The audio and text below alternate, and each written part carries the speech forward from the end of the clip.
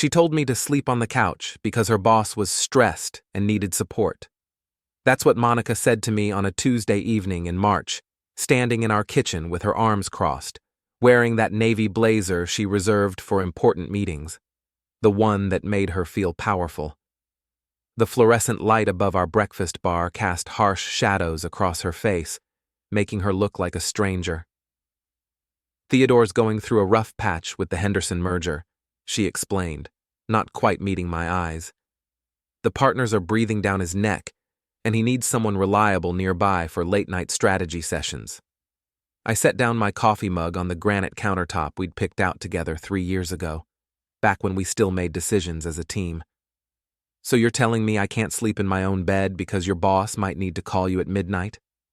It's temporary, Edward, just until the merger goes through. She adjusted her wedding ring, spinning it around her finger like she always did when she was nervous. You understand how important this promotion is for us, for our future. Our future. Right. I looked around our kitchen, the stainless steel appliances, the custom cabinets, the breakfast nook where we used to share Sunday morning pancakes. Everything felt different now, like I was seeing it through someone else's eyes, like I was already a guest in my own home.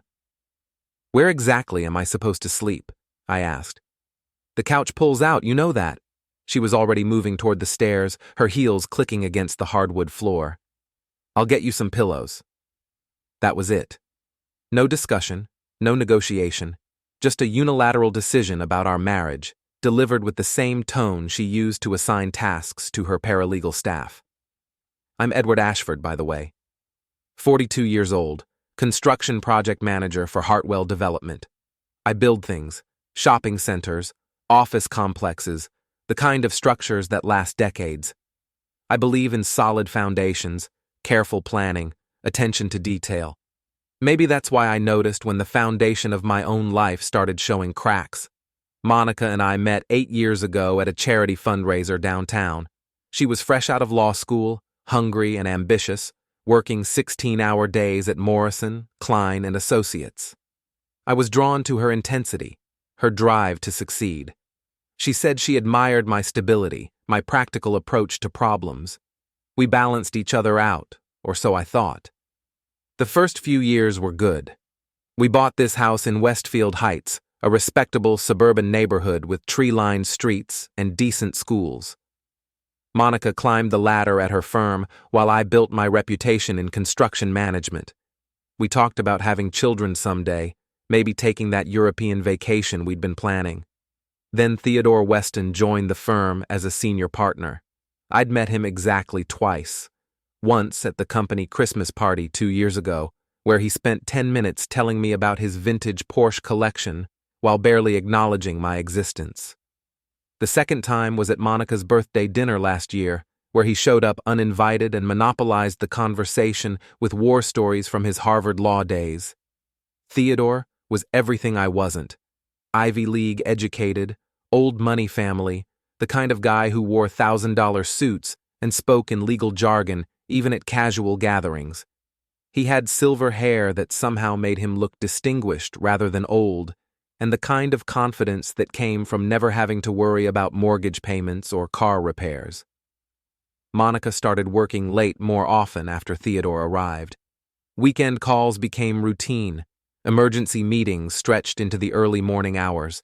She'd come home exhausted, claiming the workload was unprecedented, the pressure from clients unbearable. You don't understand the legal world, she'd say whenever I expressed concern about her schedule. This is how partnerships are earned. So I adapted. I learned to eat dinner alone, to handle household maintenance without consultation, to sleep through her 2 a.m. phone calls. I told myself it was temporary, that success required sacrifice, that supporting her career was part of being a good husband. But sleeping on the couch? That was a new level of accommodation. I pulled out the sofa bed and arranged the pillows Monica had brought downstairs. The mattress was thin and lumpy, designed for occasional guests rather than permanent residents. Through the ceiling, I could hear Monica moving around our bedroom, her footsteps deliberate and purposeful. My phone buzzed. A text from Henry Alvarez, my old college roommate who now ran a boxing gym downtown.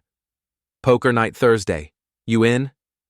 I stared at the message, realizing I couldn't remember the last time I'd made social plans without checking Monica's schedule first. When had I become so careful about my own life? Count me in, I typed back. The house settled into quiet around me. Monica's bedroom light went out at 10:30, which was early for her lately. Usually she was on conference calls until midnight, her voice carrying through the walls in urgent whispers I couldn't quite make out. I lay there in the darkness, listening to the familiar sounds of our home, the refrigerator humming, the old pipes settling, the neighbor's dog barking at passing cars. Everything was the same, yet nothing felt right. Around 11:15, Monica's phone rang upstairs. I heard her answer on the second ring, her voice bright and alert despite the late hour. No, it's fine. I was awake anyway. A pause. Of course. Give me 20 minutes. Her footsteps crossed the bedroom floor, then the shower started running. I checked the clock again. 11:18 p.m. on a Tuesday night. What kind of legal emergency required a shower? 25 minutes later, Monica's heels clicked down the stairs. I kept my eyes closed, feigning sleep as she moved through the living room. The front door opened and closed with a soft click, followed by her car starting in the driveway. I got up and looked out the window. Her taillights disappeared around the corner, heading toward downtown, or maybe toward Theodore's place in the historic district. Hard to tell from here. My reflection stared back at me from the dark window, a middle-aged man in boxer shorts and a faded college t-shirt, standing alone in his own living room at midnight. When had I become this person? When had I started accepting explanations that didn't make sense? I went back to the couch and tried to sleep, but my mind kept circling around the same questions. How long was temporary? What kind of merger required round-the-clock access to my wife? And why did Theodore need her physically present for strategy sessions that could happen over the phone? By Thursday morning, I'd spent 2 nights on the couch, and Monica had made 3 late-night emergency trips to the office. Each time she returned before dawn, slipping upstairs while I pretended to sleep. Each time she looked more tired and more distant. "How's the merger going?" I asked over breakfast, watching her scroll through emails on her phone. "Complicated," she said without looking up. "Theodore thinks we might need to restructure the entire deal." "Sounds stressful. You have no idea." She grabbed her travel mug and briefcase. "I'll probably be late again tonight. Don't wait up." After she left, I sat in our kitchen drinking coffee and thinking about foundations. In construction, you always start with the ground, testing soil composition, checking for stability, making sure everything underneath is solid before you build on top. If you ignore problems at the foundation level, the entire structure eventually collapses. I'd been ignoring problems for months, maybe longer, making excuses, accepting explanations, adapting to changes without questioning their necessity. But sleeping on the couch had given me a new perspective on our marriage, literally and figuratively. That evening, I drove to Henry's gym for poker night. The place smelled like sweat and leather, filled with the rhythmic sounds of heavy bags and jump ropes. Henry had converted the back office into a card room, complete with a regulation table and professional chips. "Look what the cat dragged in," Henry said when I walked through the door. "Haven't seen you in months, Eddie." "Been busy," I said, settling into my usual chair. "Monica's working on a big merger." "Ah, yes, the lovely Monica. How's married life treating you?" I considered my answer while Henry dealt the cards. The other players, Jimmy from the fire department, Carlos, who owned an auto repair shop, and Pete the accountant, were good guys who'd known me for years. They'd probably notice if I started complaining about my wife. "Can't complain," I said finally. But as the evening progressed, I found myself talking more than usual. About work stress, about feeling disconnected, about the challenge of supporting a spouse's demanding career. I didn't mention the couch or the late-night emergency calls, but somehow the conversation drifted toward marriage challenges anyway. "My ex-wife used to pull that routine," Jimmy said during a break between hands. "Always some crisis at the office, always some reason she couldn't be present for our actual life together." "What happened?" I asked. Turned out the crises were mostly manufactured. Amazing how much easier her job became after the divorce papers were signed. Carlos nodded knowingly. "Women get restless sometimes, start looking for excitement outside the marriage. It's not personal, Eddie, just biology." "Monica's not like that," I said automatically. "Course not," Pete agreed quickly. "But if she was, you'd probably be the last to know. Cheating spouses get really good at creating believable cover stories." I lost the next 3 hands in a row, my concentration scattered. By the time I got home, Monica's car was already in the driveway. I found her in the kitchen, still wearing her work clothes, eating leftover Chinese food straight from the container. "How was poker?" she asked. "Fine. Good to see the guys." I poured myself a glass of water. "You're home early." Theodore had to cut our session short. His wife called with some family emergency. She scraped the bottom of the container with her fork. "How's the couch working out?" "It's temporary, right?" She looked at me then, really looked, for the first time in days. Something flickered across her face. Guilt, maybe. Or uncertainty. "Right," she said. "Just until the merger goes through." The couch became my assigned quarters for the rest of the week. Monica's late-night emergencies continued with clockwork regularity, always around 11 p.m., always requiring immediate departure, always lasting until just before dawn. I started paying attention to details I'd previously ignored. The way she showered before leaving for these emergency sessions. The careful selection of outfits that seemed more appropriate for dinner than document review. The particular perfume she wore only on nights when Theodore called. Friday morning, I was loading my truck with blueprints when Mrs. Chen from next door waved me over to the fence line. "Edward, dear, I hope you don't mind me asking, but is everything all right with Monica?" Mrs. Chen was 73 years old and had lived in the neighborhood longer than anyone. She knew everyone's business, usually before they knew it themselves. "What do you mean?" "Well, she's been leaving so late these nights. And that man who dropped her off yesterday morning, I didn't recognize his car." My hands stilled on the blueprint tube I was holding. "What man?" "Silver sedan. Very expensive looking. He didn't get out, just waited while she went inside. Around 6 a.m., I think. I was up early watering my garden." I kept my voice casual. "Probably someone from work. She's been putting in long hours on a big case." "Of course, dear. I just worry about you young people working so hard." She patted my arm maternally. "Marriage takes effort from both sides, you know." I drove to the Riverside Commons project thinking about Mrs. Chen's words. The construction site was a welcome distraction. Concrete problems with concrete solutions, unlike the situation waiting for me at home. But even surrounded by bulldozers and steel beams, I couldn't stop thinking about silver sedans and 6 a.m. drop-offs. Theodore drove a silver Porsche. I'd seen it at the company Christmas party, parked in the VIP section like a trophy. That afternoon, I made a decision that would have seemed unthinkable a week earlier. Instead of going straight home, I drove to Morrison, Klein & Associates downtown. The law firm occupied 3 floors of the Meridian Tower, all glass and steel and intimidating architecture. I parked across the street and waited. At 5:30, lawyers and staff began streaming out of the building. I recognized a few faces from company events, Monica's paralegal assistant, the receptionist with the bright red hair, a couple of junior associates. Monica emerged at 6:15, talking animatedly on her phone. She walked to her car alone, no sign of Theodore or anyone else requiring immediate support.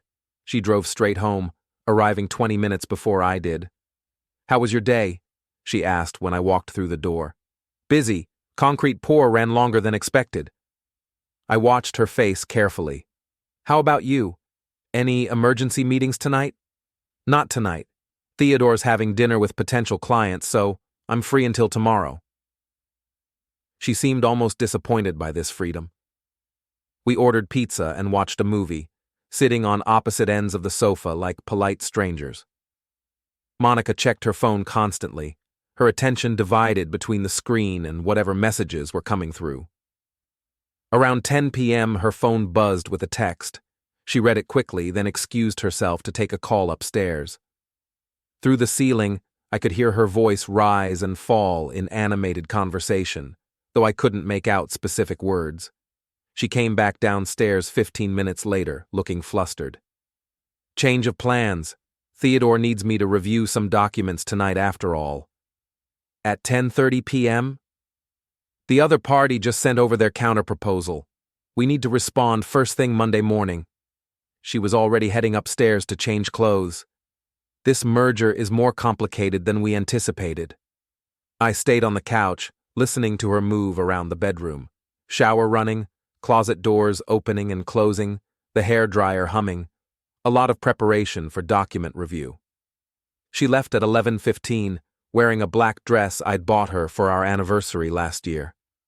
Through the window, I watched her taillights disappear into the night.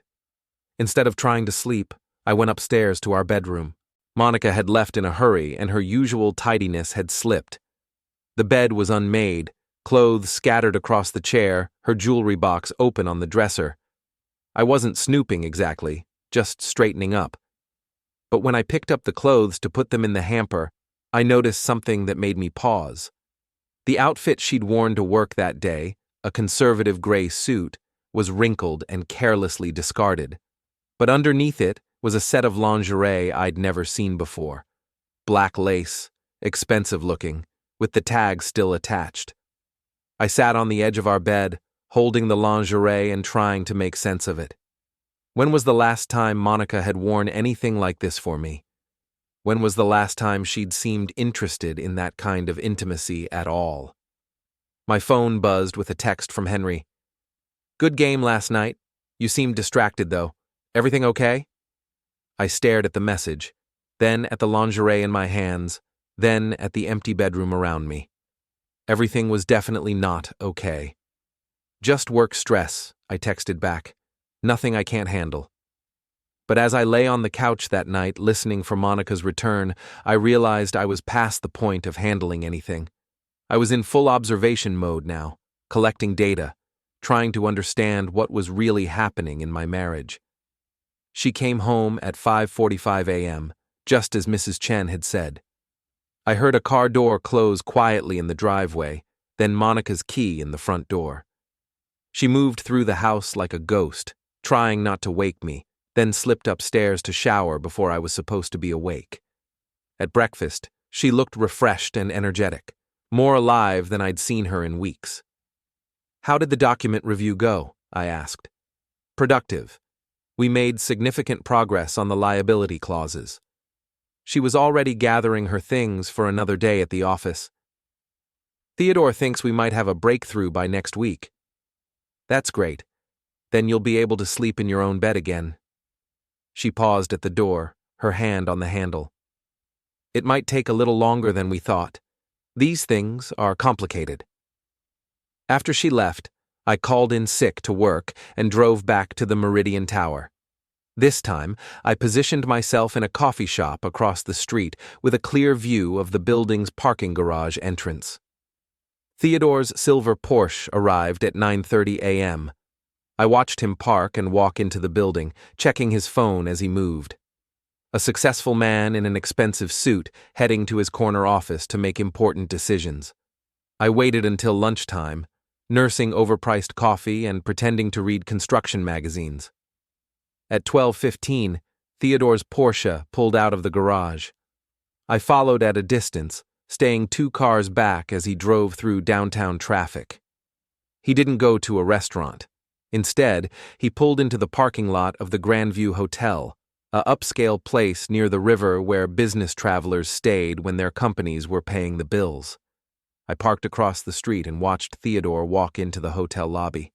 He moved with the confidence of someone who belonged there, someone who had reason to be there. 20 minutes later, Monica's car pulled into the same parking lot.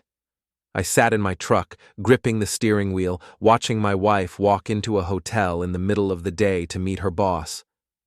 She moved quickly, purposefully, like someone who knew exactly where she was going. They were inside for 2 hours and 37 minutes.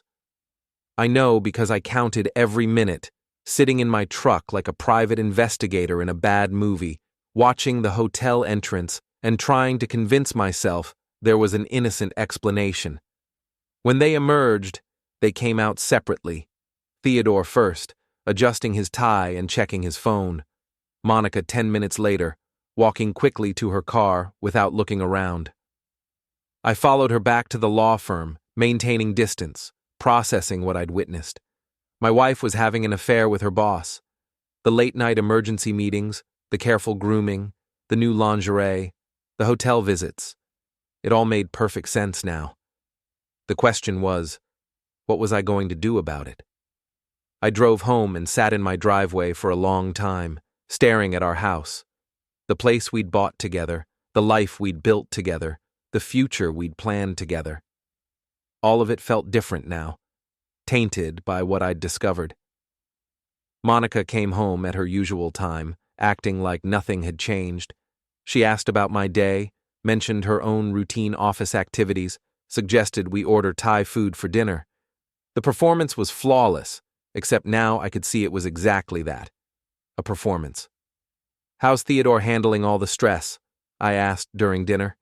"Better now. He's found some effective coping strategies." She didn't even blush when she said it. That night, she announced another emergency meeting. Same routine, same careful preparation, same departure time. But this time, I was ready. I waited until she'd been gone for 30 minutes, then got in my truck and drove to Theodore's house in the historic district. His Porsche was in the driveway, along with Monica's sedan. So much for document review at the office. I parked down the street and considered my options. I could march up to the front door and confront them both. I could call Monica's phone and demand an explanation. I could take pictures and start building a case for divorce court. Or I could be smart about this. I drove to a 24-hour hardware store and bought a small tube of superglue. Then I returned to Theodore's neighborhood and waited until the street was empty. His Porsche was parked in the driveway, gleaming under the streetlight like the expensive toy it was. I approached quietly, applied superglue to both door locks, and left a folded piece of paper under the windshield wiper. The note read, "Hope you enjoyed the stress relief session. Next time, try using your own wife for support." A concerned neighbor. I was back home and on the couch by 3 a.m., feigning sleep when Monica returned. Through the window, I heard her car door slam a little harder than usual, followed by muffled conversation in the driveway. Apparently, Theodore's Porsche wasn't starting properly. What a shame. The next morning, Monica seemed agitated. She made several phone calls in hushed tones, pacing around the kitchen with unusual energy. "Everything all right?" I asked innocently. "Theodore's having some car trouble, probably nothing serious." But her voice suggested otherwise. I went to work that day feeling lighter than I had in weeks. Not because my marriage was saved, it clearly wasn't, but because I'd stopped being a passive observer of my own life. I'd taken action, even if it was small and petty, and I was just getting started. The superglue incident was satisfying, but ultimately insignificant. Theodore probably had the locks fixed within a day, and Monica never mentioned the note. But it served a purpose. It showed me that I could act instead of just react, that I didn't have to accept whatever situation they created for me. I spent the weekend developing a more comprehensive strategy. Sunday morning, while Monica slept in after another emergency meeting, I drove to Henry's gym. The place was quieter on weekends, just a few dedicated boxers working the heavy bags and some regulars doing cardio. "You look like hell, Eddie," Henry said when I walked into his office. "Trouble at home." Henry Alvarez was the kind of friend who didn't waste time with small talk. We'd known each other for 15 years, ever since college, and he'd always been direct about everything. He was also divorced, which gave him a particular perspective on marital problems. "Monica's having an affair," I said, without preamble. "Ah." Henry leaned back in his chair, unsurprised. "The boss? How did you know?" "Lucky guess. It's always the boss." He pulled 2 bottles of water from his mini-fridge and handed me one. "How long have you known?" "Confirmed it last week. Suspected it longer." "What's your plan?" I appreciated that he didn't offer sympathy or ask if I was sure. Henry understood that I wouldn't make accusations without evidence, and he knew me well enough to realize I'd already moved past the emotional devastation into practical planning mode. That's what I need to figure out. Confronting them directly seems pointless. They'll just deny everything or promise to stop. Divorce lawyer? Eventually, but I want to understand the full scope of what I'm dealing with first. I took a long drink of water. Monica's smart and ambitious. This affair isn't just about romance. There's an angle I'm missing.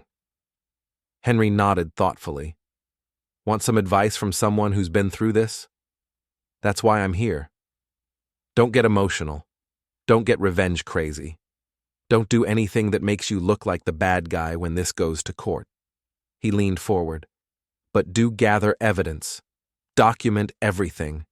And if you really want to hurt them, figure out what they care about most, then threaten that. What do you mean? Your wife cares about her career, right? Her reputation? Her future partnership at the firm? Henry smiled grimly. Affair with the boss isn't just personal misconduct, it's professional suicide if it becomes public knowledge.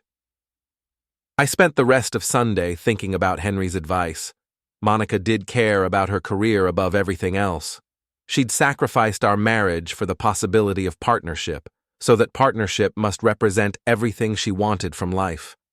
What would happen to her ambitions if her affair with Theodore became public knowledge? What would happen to Theodore's position if the other partners discovered he was sleeping with a junior associate? Monday morning, I started my real investigation. Instead of going directly to the construction site, I stopped by the public library and used their computers to research Morrison, Klein, and Associates. The firm had a detailed website with partner biographies, recent case victories, and a section on professional ethics standards. Theodore Weston, according to his biography, was married to Patricia Weston, daughter of a prominent judge. They had 2 teenage children and were active in several charitable organizations. Theodore specialized in corporate mergers and had brought several high-profile clients to the firm since joining 2 years ago. The ethics section was particularly interesting. The firm prided itself on maintaining the highest standards of professional conduct. Partners were expected to avoid any appearance of impropriety, especially regarding relationships with subordinates. I printed several pages and drove to work, thinking about leverage. That afternoon, I called Monica's office from the construction site. "Morrison, Klein, and Associates, how may I help you?" "Francis Cole, please. This is regarding the Henderson merger." "I'm sorry, we don't have anyone by that name. Are you sure you have the right firm?" "My mistake. Could you transfer me to someone working on the Henderson merger? I have some questions about the timeline." "Let me check. I show that matter is being handled by Mr. Weston and Ms. Ashford. Would you like to speak with one of them?" "Actually, I was wondering about the current status. Has the merger been completed?" "I'm sorry, I can't discuss client matters with unauthorized parties. If you'd like to speak with Mr. Weston or Ms. Ashford." I hung up, but I'd learned what I needed to know. The Henderson merger was real, and Monica was actually working on it. But that didn't explain the hotel visits or the late-night meetings at Theodore's house. That evening, Monica announced another emergency session. "More document review?" I asked. "Strategy planning. We're at a critical juncture with the negotiations." She was already heading upstairs to prepare. "Don't wait up." Instead of following her or trying to catch them together, I used the time for reconnaissance. I drove to Theodore's neighborhood and parked where I could observe his house without being seen. The place was impressive, a restored Victorian mansion with manicured gardens and a circular driveway, old money architecture in the city's most prestigious historic district, the kind of house that suggested success, stability, and social standing. Around midnight, lights were on in what appeared to be a second-floor bedroom. I could see shadows moving behind the curtains, two figures in intimate conversation. Not exactly the setting for professional document review. I took photos with my phone, though they weren't clear enough to prove anything definitive. But they established a timeline and location, which might be useful later. The next morning, I made another strategic decision. Instead of continuing to gather evidence of the affair, which was already obvious, I decided to investigate the professional relationship between Monica and Theodore. I drove downtown and found a parking spot with a view of the Meridian Tower. At lunchtime, I watched the usual stream of lawyers and office workers heading to nearby restaurants. Monica emerged with two other women, probably colleagues, and walked toward a sandwich shop 3 blocks away. I followed at a distance and took a table where I could observe their conversation. Monica seemed animated, gesturing frequently, clearly excited about something. One of her companions looked concerned, the other skeptical. "Unprecedented opportunity," I heard Monica say during a brief lull in the restaurant noise. "Theodore thinks the partnership track could be accelerated if this merger succeeds." "Just be careful," one of her friends replied. "Office relationships can get complicated." "It's not like that," Monica said quickly. "This is purely professional. Theodore recognizes talent when he sees it." I almost laughed at the irony. Monica was lying to her friends the same way she was lying to me, maintaining the fiction that her relationship with Theodore was strictly business. But her comment about accelerated partnership was interesting. Was she sleeping with Theodore to advance her career, or had the career opportunity led to the personal relationship? Either way, it suggested the affair was more calculated than passionate. That afternoon, I did something I'd never done before. I called Monica's office and asked to speak with Theodore directly. "Weston speaking?" "Mr. Weston, this is Edward Ashford, Monica's husband. I was wondering if we could meet for coffee sometime this week." There was a long pause. "Is there something specific you wanted to discuss?" "Just some questions about Monica's work schedule. I'm trying to plan a surprise for our anniversary, and I need to know when she'll be free from all these emergency meetings." Another pause, longer this time. "I'm not sure I'm the right person to discuss Monica's personal schedule." "Well, you seem to have a lot of input into her professional schedule. Late nights, weekend work, emergency meetings." I kept my tone friendly and casual. "I just want to make sure I don't plan anything that conflicts with the Henderson merger." "The Henderson matter should be resolved soon," Theodore said carefully. "That's great news. Monica will be so relieved. She's been under tremendous stress lately, all these midnight strategy sessions and document reviews." I paused for effect. "I really appreciate how supportive you've been during this difficult time." "Of course, Monica is a valuable member of our team." "I'm sure she is. Well, I won't keep you. Thanks for taking care of my wife." I hung up before he could respond, satisfied that I'd planted some seeds of anxiety. Theodore now knew that I was aware of the late-night meetings, even if he didn't know how much I actually knew. The psychological pressure was just beginning. That evening, Monica seemed distracted during dinner. She checked her phone more frequently than usual and excused herself twice to take calls in the other room. "Everything all right?" I asked when she returned from the second call. "Just work. Theodore's concerned about some aspects of the merger timeline. Funny, I spoke with him today. He seemed to think everything was on track." Monica's fork stopped halfway to her mouth. "You spoke with Theodore?" "Called his office this afternoon. Wanted to ask about your schedule so I could plan something special for our anniversary next month." I smiled innocently. "He was very complimentary about your work. Said you were valuable." "What exactly did you discuss?" "Nothing important. Just thanked him for being so supportive during all these stressful late-night sessions." I took a bite of my dinner. He seemed a little surprised that I knew about the midnight meetings, but I explained that you tell me everything. Monica's face had gone pale. Edward, you can't just call my boss and discuss my work schedule. It's unprofessional. Is it? I thought it was considerate, showing appreciation for all the extra attention he's been giving you. She stared at me across the dinner table, and for a moment I saw something like fear in her eyes. Good. It was about time she felt uncertain about something. I need to make a phone call, she said, standing abruptly. She went upstairs and spent 20 minutes in urgent conversation with someone, probably Theodore, explaining that her husband was asking questions and they needed to be more careful. When she came back down, she announced that there wouldn't be any emergency meetings that night. Theodore decided to handle the remaining issues himself, she explained. How thoughtful of him. Maybe you can sleep in your own bed tonight. Actually, I think I'll stay downstairs. I have some reading to catch up on. So now she was avoiding our bedroom entirely.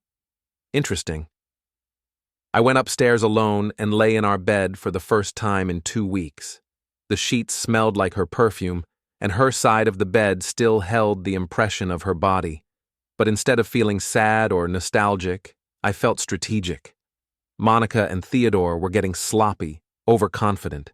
They'd established a routine that depended on my passive acceptance of their explanations.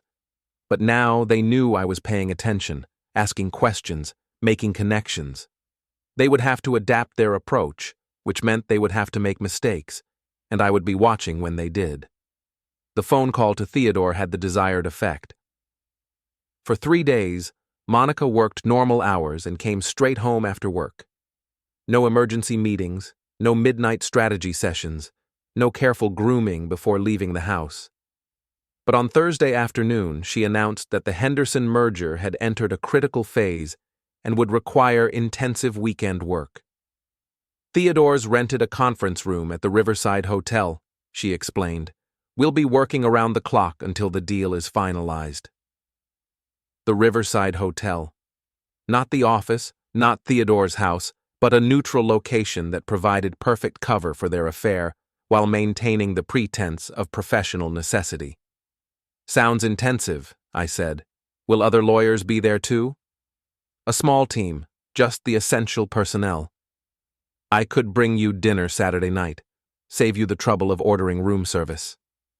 Monica's eyes widened slightly.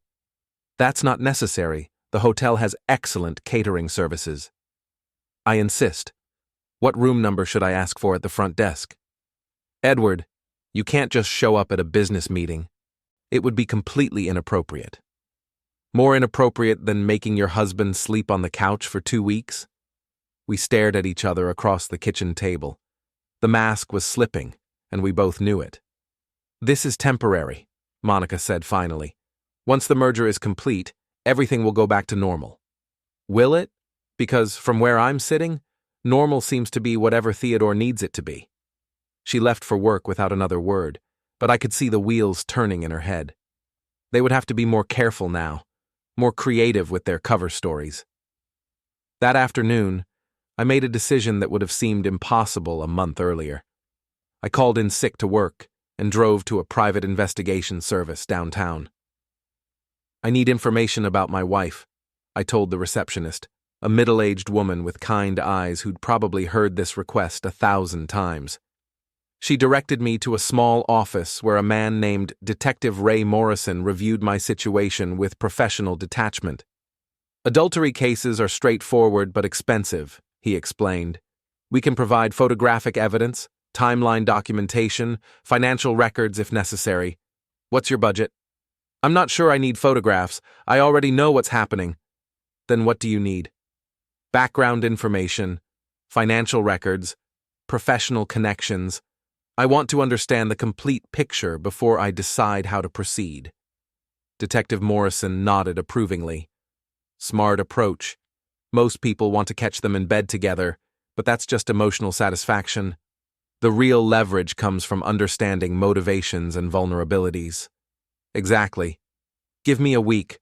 I'll provide a comprehensive report on both parties, financial status, professional relationships, personal histories, anything that might be relevant to your situation. I paid the retainer and left feeling like I'd crossed a line from which there was no return, but I was tired of being reactive, tired of accepting whatever version of reality Monica and Theodore chose to present. That weekend, Monica left for her intensive merger work at the Riverside Hotel. I waited 2 hours, then drove downtown to see what kind of business meeting required a luxury suite. The Riverside Hotel was the kind of place where corporate executives stayed when their companies were paying for everything. Marble lobby, crystal chandeliers, uniformed doormen who looked like they could double as security guards. I approached the front desk with confidence, carrying a manila envelope and wearing my best suit. "I have some documents for the Morrison Klein conference room," I told the desk clerk. "Could you tell me which room they're using?" "I'm sorry, sir, but I don't show any conference room reservations for Morrison Klein this weekend." "Are you sure? This is regarding the Henderson merger. Very time-sensitive." The clerk checked her computer again. "No conference room reservations. We do have a Mr. Weston in the presidential suite, but that's registered as a personal stay." "The presidential suite, of course." I nodded as if this made perfect sense. "Mr. Weston mentioned he might upgrade the accommodations. What floor is that on?" 15th floor, but sir, I can't allow unauthorized access to guest floors." "Naturally. I'll call Mr. Weston directly and arrange delivery." I left the hotel with valuable intelligence. Theodore had booked the presidential suite under his own name, not as a corporate expense. Monica's car was in the hotel parking garage, confirming her presence. And there was no conference room, no business meeting, no merger work happening. Just two people having an affair in a luxury hotel suite, lying to everyone around them about their activities. I drove home and spent the afternoon researching the presidential suite online. According to the hotel's website, it featured a king-size bed, marble bathroom with jacuzzi, full bar, and panoramic city views. The kind of romantic setting that had nothing to do with document review. Sunday evening, Monica returned home looking refreshed and satisfied. "How did the merger work go?" I asked. "Productive. We made significant progress on the liability issues." She seemed more confident now, back in her element of managing information and controlling narratives. "In the conference room at the Riverside Hotel?" "Yes. Long hours, but necessary. Must have been a small conference room. The front desk said they didn't have any corporate reservations this weekend." Monica's composure flickered for just a moment. "We used Theodore's suite, more privacy for sensitive negotiations. The presidential suite, that's quite an upgrade from a conference room." "Edward, what exactly are you implying?" "I'm not implying anything, I'm stating facts. You spent the weekend in a hotel suite with your boss, lying to me about conference rooms and merger work." I kept my voice calm and factual. "The question is, what are you going to do about it?" Monica set down her purse and faced me directly. "I think you're being paranoid and jealous. Theodore and I have a professional relationship, nothing more. If you can't trust your own wife, maybe the problem isn't with my work schedule." It was a good deflection, turning my legitimate concerns into personal failings. But I was past the point where her manipulation tactics would work. "You're right," I said. "Trust is the foundation of marriage, so let's be completely honest with each other." "What do you mean?" "I mean, let's stop pretending. You're having an affair with Theodore Weston. You've been meeting him at hotels, at his house, probably at the office after hours. You've been lying to me for months about emergency meetings and document reviews." I paused to let this sink in. "The only question is, what happens next?" Monica stared at me for a long moment, and I could see her calculating responses, weighing options, trying to determine how much I actually knew versus how much I was guessing. "You're wrong," she said finally. "But even if you weren't, what would you do about it? Divorce me? Take half of everything we've built together? Destroy both our lives over suspicions and paranoia?" "Maybe. Or maybe I'll just make sure everyone knows what kind of person you really are. What's that supposed to mean? It means your career depends on reputation and professional standing. It means Theodore's position at the firm depends on maintaining ethical standards. It means both of you have more to lose than just a marriage. The color drained from Monica's face. You wouldn't. Wouldn't what? Tell the truth? Share information about my wife's work schedule with her colleagues? Mention to Theodore's wife how supportive he's been during my marriage difficulties? Edward, you don't understand the consequences of what you're suggesting. Explain them to me. Monica sat down heavily on the couch, the same couch where I'd been sleeping for 2 weeks while she conducted her affair. If you make accusations about Theodore and me, it won't just hurt our careers. It will destroy them. I'll never make partner anywhere. Theodore could lose his position, his reputation, everything he's worked for. And for what? To satisfy your need for revenge, to punish me for working late and being dedicated to my career. No, I said quietly, to punish you for lying to me, for making me sleep on the couch in my own house while you conducted an affair, for treating me like an obstacle to your happiness instead of your husband. Monica was crying now, but they seemed like strategic tears rather than genuine emotion. What do you want from me? She asked. I want you to stop lying. I want you to end the affair. I want you to decide whether you're married to me or to your career. And if I choose my career? Then I'll make sure everyone knows exactly what that choice cost. We sat in silence for several minutes, the weight of ultimatums hanging between us. Finally, Monica wiped her eyes and looked at me with something approaching respect. You're not the same person I married, she said. No, I'm not. The person you married would have accepted your explanations and slept on the couch indefinitely. I stood up. This person requires honesty. I need time to think. You have until tomorrow night. Either you end things with Theodore and we work on our marriage, or I start making phone calls. Monica went upstairs without another word. I heard her moving around the bedroom, then the shower running, then silence. I slept on the couch one more time, but it felt different now, not like banishment, but like a strategic position. I was no longer accepting whatever situation they created for me. I was creating my own. Monday morning, Monica left for work without speaking to me. No goodbye, no acknowledgement of our conversation the night before, no indication of what decision she'd made about our marriage. But she didn't sleep on the couch, and she didn't announce any emergency meetings. Small signs, but potentially significant. I went to work and tried to focus on the Riverside Commons project, but my mind kept drifting to ultimatums and consequences. Had I pushed too hard? Was Monica calling my bluff, assuming I wouldn't actually follow through on my threats? Around lunchtime, Detective Morrison called with his preliminary report. Interesting situation you've got here, he said without preamble. Can you meet this afternoon to discuss what I found? I drove to his office during my break and reviewed a file that painted a more complex picture than I'd expected. Your wife's affair is definitely happening, Morrison began.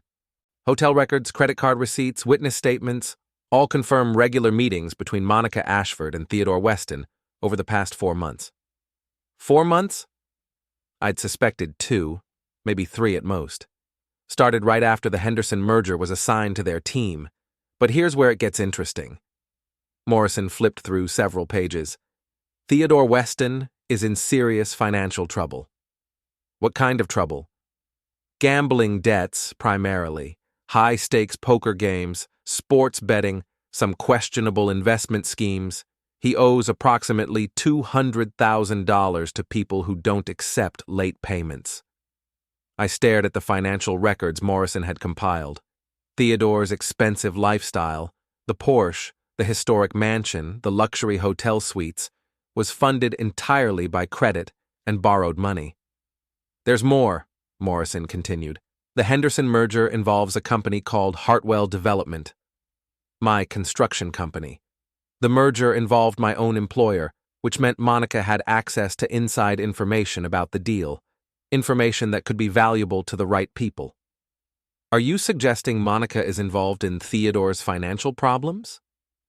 I'm suggesting that your wife has access to confidential information about a merger that could affect stock prices, property values, and investment opportunities, and her boyfriend needs money desperately. The implications hit me like a physical blow. This wasn't just about an affair. Monica and Theodore might be using insider information from the merger to pay off his gambling debts. Is there evidence of actual wrongdoing?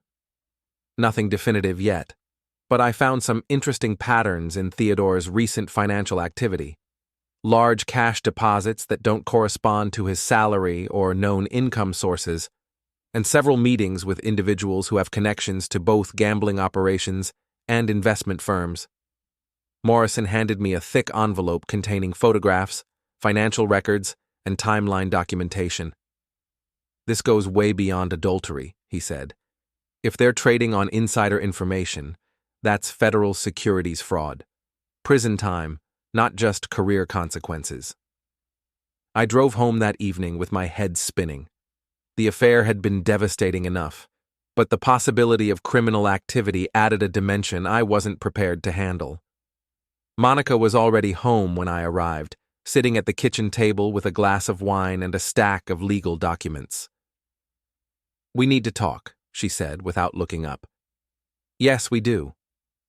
She gestured to the chair across from her. "I've been thinking about what you said last night, about honesty and choices." I sat down, studying her face for clues about what decision she'd made. "You're right about Theodore and me," she said quietly. "We've been having an affair. It started as a professional relationship, but it became personal. The admission should have felt like a victory, but instead it felt hollow. I'd known the truth for weeks. Hearing her confirm it didn't change anything." "Why?" I asked. "Because he made me feel important, valued, like my opinions mattered and my career had potential." She looked at me directly for the first time. "When was the last time you made me feel that way?" "So, this is my fault?" "No. It's my fault for handling it this way, for lying to you, for making you sleep on the couch while I figured out what I wanted." She took a sip of wine. "But it's also your fault for letting our marriage become routine and taking me for granted." I could have argued with her assessment, pointed out that she'd been the one working late and canceling plans and prioritizing her career over our relationship, but blame wasn't going to solve anything now. "What do you want to do about it?" I asked. "I want to end things with Theodore and work on our marriage, if you're willing." It was exactly what I'd demanded the night before, but something in her tone made me suspicious. "What changed your mind?" Monica hesitated, and in that hesitation, I saw the truth. She wasn't choosing our marriage because she loved me or regretted the affair. She was choosing it because I'd threatened her career, and her career was more important than Theodore. I realized that what Theodore and I have isn't worth destroying everything else, she said carefully. "Including your partnership prospects?" "Including my partnership prospects." I leaned back in my chair, thinking about Detective Morrison's report and the implications of what Monica might be involved in. "There's something else we need to discuss," I said. "What?" "The Henderson merger, the one you and Theodore have been working on so intensively." Monica's expression didn't change, but her hand tightened around her wine glass. "What about it?" "It involves Hartwell Development, my company." "I know. That's why I was assigned to the team, because of my familiarity with construction law. And because you have access to inside information about Hartwell's financial situation, development plans, and strategic priorities." "Edward, what are you implying?" "I'm not implying anything. I'm asking directly. Have you or Theodore used confidential information from the merger to make investments or pay off debts?" The wine glass slipped from Monica's hand and shattered on the kitchen floor, sending red wine and glass fragments across the tile. "How could you ask me something like that?" she said, but her voice lacked conviction. Because Theodore owes $200,000 to some very dangerous people, and he's been making large cash deposits that don't correspond to his legitimate income. Monica stared at me with something approaching terror. How do you know about Theodore's debts? The same way I know about the hotel meetings and the presidential suite and the fact that there was no conference room reserved this weekend? I kept my voice calm and factual. I hired a private investigator. You what? I hired a professional to investigate my wife's activities because my wife wouldn't tell me the truth. Monica knelt down and began picking up pieces of broken glass with shaking hands. Edward, you don't understand what you're getting involved in. Then explain it to me. She looked up from the floor, wine staining her white blouse, glass cuts on her fingers, and for the first time since this whole situation began, she looked genuinely frightened. Theodore made some bad investments, lost money he didn't have. The people he borrowed from aren't banks. They don't accept payment plans or negotiate settlements. So you helped him insider trade to pay them off? Not insider trading, just strategic consulting, advising some of his contacts about market opportunities related to the merger. Using confidential information from your law firm. Using publicly available information and professional analysis. Monica, that's securities fraud, federal crime, prison time. She finished picking up the glass and sat back down across from me, dark streaks from the cuts blending with the wine stains on her hands. I know, she whispered. We sat in silence for several minutes, the full scope of the situation settling between us. This wasn't just about an affair or a failing marriage. Monica had committed serious crimes to help her lover pay off gambling debts. What happens now? She asked finally. That depends on what you want to happen. I want to fix this, all of it. The affair, the merger situation, our marriage. Can it be fixed? I don't know, but I want to try. I looked at my wife, really looked at her, for the first time in months. She was still beautiful, still intelligent, still the ambitious woman I'd fallen in love with 8 years ago. But she was also a stranger who'd been lying to me about everything that mattered. If we're going to fix this, it has to be completely honest, I said. No more lies, no more cover stories, no more sleeping on the couch while you figure out your priorities. I understand. And you have to end things with Theodore immediately. Not gradually, not after the merger is complete. Tonight. Okay. And we need to figure out how to handle the securities fraud situation without both of you going to prison. Monica nodded, but I could see the fear in her eyes. We were way beyond marital counseling now. We were talking about federal crimes and dangerous people and consequences that could destroy both our lives. There's one more thing, I said. What? I need to know that you're choosing our marriage because you want to be married to me, not because you're afraid of what I'll do if you don't. Monica looked down at her bleeding hands, then back at me. I don't know, she said honestly. Right now I'm terrified and confused, and I don't know what I want. But I know I don't want to lose everything because of mistakes I made when I was trying to have it all. It wasn't a declaration of love, but it was honest. And honesty was what I'd been demanding all along. All right, I said. Let's see if we can fix this. Monica called Theodore that night and ended their affair over the phone while I sat in the kitchen listening to her side of the conversation. It was brief, professional, and completely lacking in emotion, more like canceling a business appointment than ending a romantic relationship. It's over, she said when she hung up. I told him we need to maintain strictly professional boundaries going forward. How did he take it? Not well. He said I was making a mistake, that I was throwing away my future for a marriage that was already over. Is he right? Monica looked at me across the kitchen table, where we'd been having increasingly difficult conversations for the past week.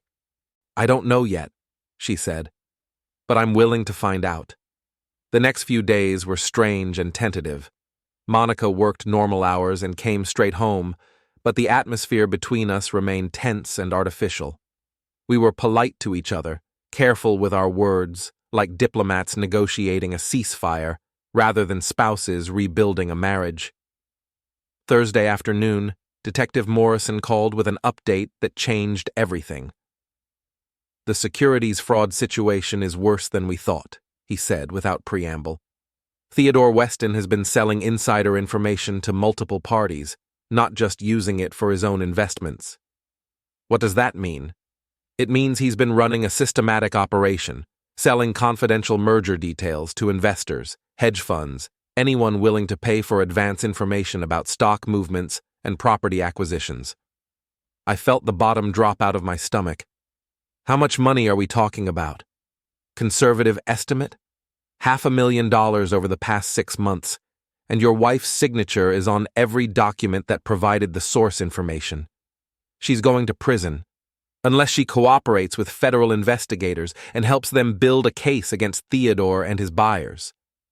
I hung up the phone and sat in my truck outside the construction site, trying to process the implications. Monica hadn't just made a mistake or helped her lover with a few bad investments. She'd been part of a criminal enterprise that had been operating for months. That evening, I confronted her with Detective Morrison's findings. $500,000, Monica. This isn't some desperate attempt to help Theodore pay off gambling debts. This is organized crime. Monica's face went white as I laid out the evidence: bank records, communication logs, financial transactions that painted a picture of systematic fraud. "I didn't know," she whispered. "Theodore told me he was just consulting with a few investors, providing general market analysis, using confidential information from active merger negotiations. He said it was legal as long as we didn't trade on the information ourselves." "Monica, you're a lawyer. You know that's not how securities law works." She buried her face in her hands. "What am I going to do?" "You're going to cooperate with federal investigators and hope they're more interested in Theodore and his network than they are in prosecuting you. That will end my career." "Your career is already over. The question is whether you want to add prison time to unemployment." We spent the next 2 hours going through Detective Morrison's report in detail, and the scope of Theodore's operation became clear. He'd been selling insider information about multiple mergers, not just Henderson Hartwell, using his position at Morrison, Klein and Associates to access confidential documents from several major deals. Monica had been his primary source, but she wasn't his only accomplice. At least 3 other lawyers at the firm had been providing information, probably without realizing the full extent of what Theodore was doing. "He told me I was special," Monica said as we reviewed the evidence. "That he was only sharing information with me because he trusted my judgment and valued my insights.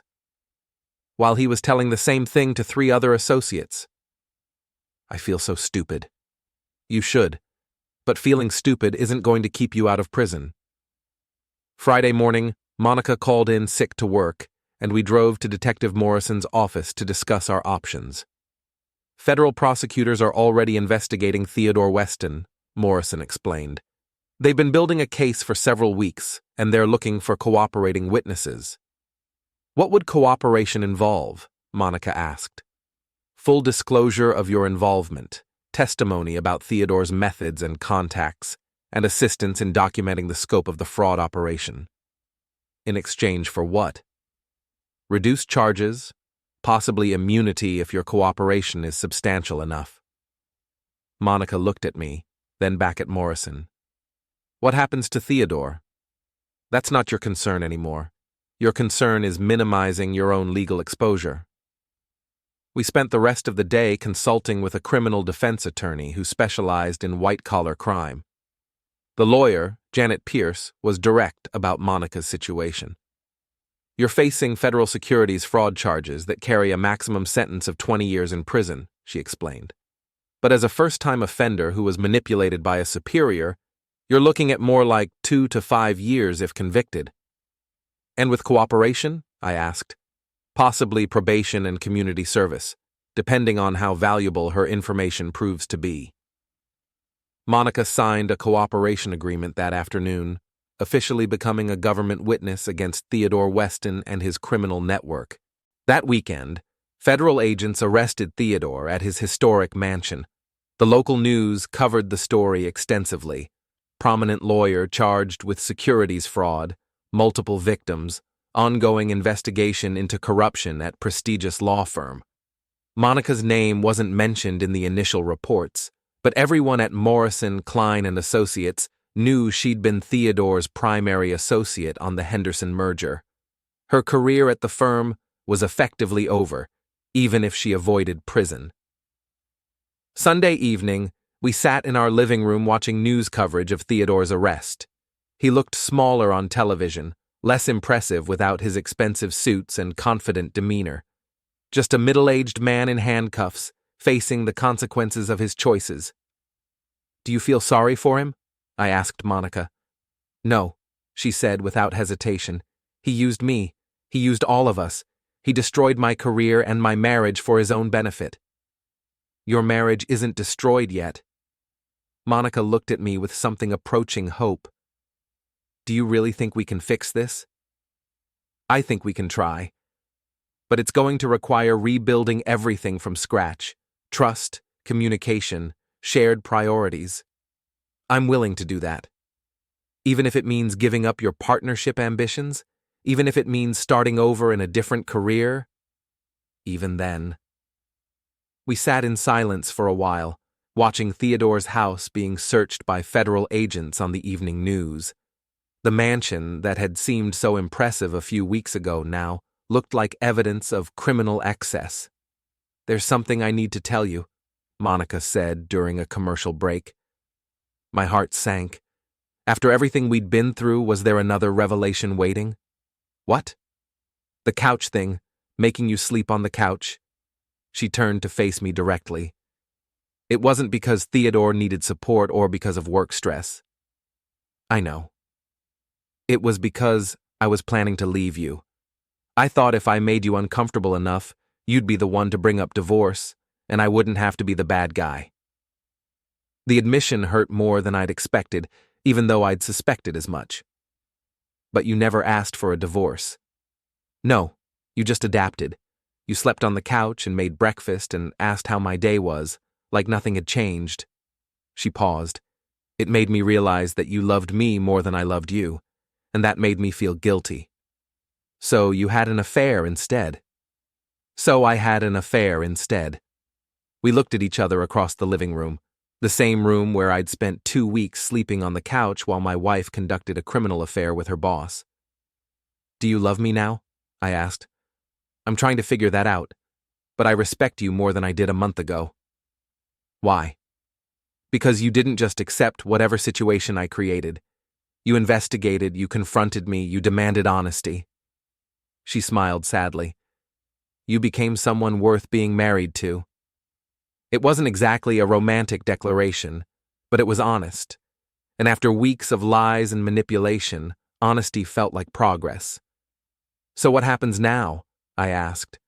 "Now we see if respect can grow back into love, and we see if I can build a new life that doesn't involve federal prison." The next few months would be challenging. Federal investigation, career change, marriage counseling, rebuilding trust that had been systematically destroyed. But for the first time since this whole situation began, I felt like we were facing those challenges together rather than as adversaries. Monica moved back into our bedroom that night. Not because her boss needed support or because of work stress, but because she was my wife and she wanted to work on our marriage. It was a start. 6 months later, Theodore Weston was sentenced to 8 years in federal prison for securities fraud, money laundering, and racketeering. 3 other lawyers from Morrison, Klein & Associates received shorter sentences for their roles in the scheme. Monica received 2 years probation and 500 hours of community service in exchange for her cooperation with federal investigators. She was disbarred, but avoided prison time. She now works as a compliance consultant for small businesses, helping them navigate regulatory requirements and avoid the kind of legal problems that destroyed her first career. The work pays less than law firm partnership would have, but it's honest and she's good at it. We're still married, still working on rebuilding what we almost lost. Marriage counseling helped us understand how we'd grown apart and what we needed to do differently. We talk more now, make decisions together, and sleep in the same bed. I never sleep on the couch anymore unless I choose to. The Henderson merger was completed successfully despite the federal investigation, and Hartwell Development expanded into 3 new markets. My role as project manager grew into a senior position with equity participation. Sometimes I wonder what would have happened if I'd just accepted Monica's explanations about work stress and emergency meetings. If I'd continued sleeping on the couch indefinitely, adapting to whatever situation she and Theodore created. But I don't wonder for long. Some foundations are worth rebuilding, but only if both people are willing to do the work. Monica and I are doing the work.